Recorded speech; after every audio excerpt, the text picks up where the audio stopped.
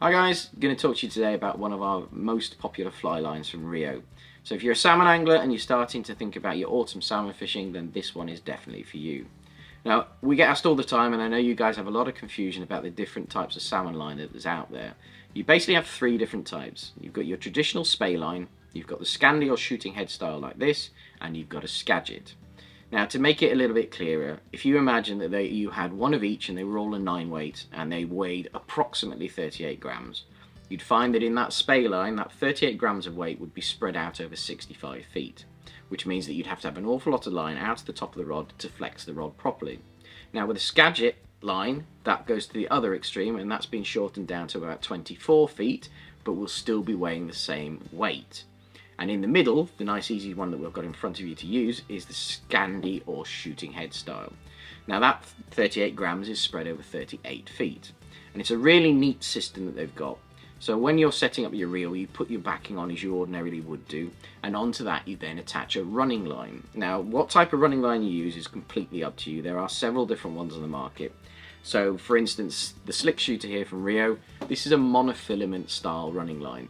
Now these are great for shooting because there's very little resistance and you can get some amazingly long distances with very little effort. If you want a more sort of traditional running line, then this is just a level fly line. So it's got no taper on it whatsoever and it's quite thin in its diameter. And these are the bits that you actually use the head to shoot the distance with. For a lot of people, these ones are more manageable than the monofilament ones, but both are very effective at their job. Now on the end of this running line, you then attach the head. So this head, like a lot of RIO lines, the part that you attach to your running line has been coloured bright orange. Now when you're making your cast, you're always retrieving back to that orange point, which you'll have just hanging a few inches out of the tip of the rod. And then this is the actual body itself.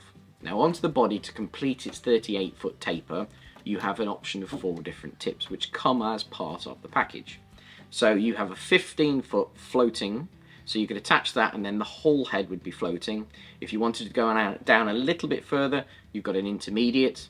If you wanted to get a bit further still, you've got a type 3. And then the last but not least, you've got a type 6. All of those pack away into a nice little pouch like this, which you can just keep into your pocket. So gone are the days of carrying spare spools. You don't need any whatsoever. You're just going to carry this around.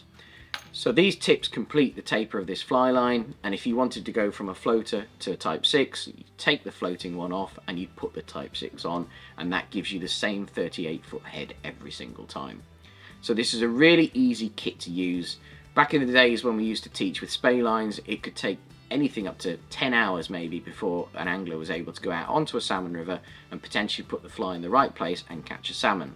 With these shooting heads, they've simplified things so much and they're so easy to cast that even in as little as an hour or two after having your first lessons, you could go out and potentially put the fly in the right place on a big river and catch a salmon. So if you're looking for something that's going to make your life a lot easier with casting, going to give you plenty of versatility with the multi-tips, then I'd probably say take a look at this. It's a great line. It's the RIO Scandi Versitip kit.